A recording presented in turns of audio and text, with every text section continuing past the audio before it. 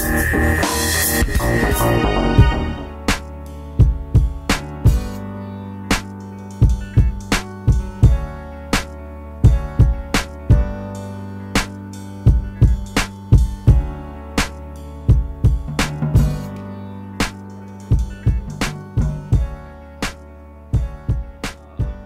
I had got on that flight and I was waiting for my brother and I didn't see him, I just thought the worst. And I had already told him that this whole rap thing, I wasn't doing it anymore. And my brother has a tendency to listen to me, but it's like goes in one ear, and out the other. So when he came in on the flight, I told him, I said, I don't know if you thought I was joking, but I ain't joking. This is real. I'm not doing it no more. And, he understood and he knew I was serious. My question is, with you and your brother, I know you get this a lot. You guys are kind of like the yin and the yang now. Are there times when you pull them aside and you're like, hey, why do you rap about this? Why don't you rap about more of this? Or do you just let the artist be the artist? I think it's very important that you don't start trying to change anybody or trying to tell people what to do and how to do it just because you have seen a truth. I believe everybody comes to certain conclusions in their own time. Not only that, you want to be able to speak to the condition of the person, because what you run the risk of is turning them off and then they run away. God's still dealing with me as I'm dealing with myself. I got things I still need to work on, so the only thing that I can do is be the best example that I can be. One thing I can say is that he has seen a dramatic change in my life from us being on the road together to where I am now. And he is definitely pricked. We have very good conversations. Our relationship is great, always has been. And I might even say might be a little tighter now. Yeah.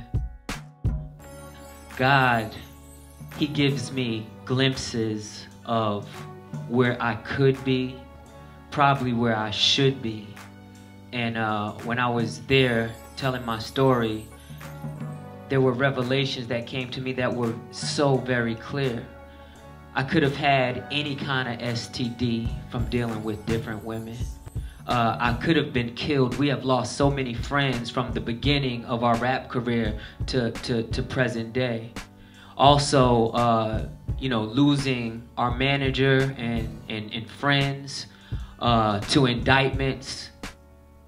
It was very clear that that should have been me. It was no reason in the world why it should not have been me.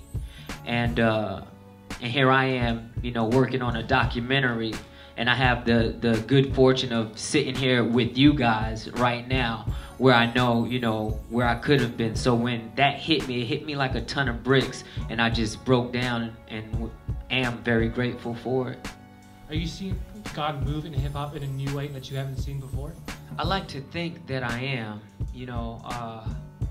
I think you'll see little, I guess, here and there, someone talking about the human condition, and then you'll hear, like you said, Joel Ortiz. I've heard him, proclaim Jesus.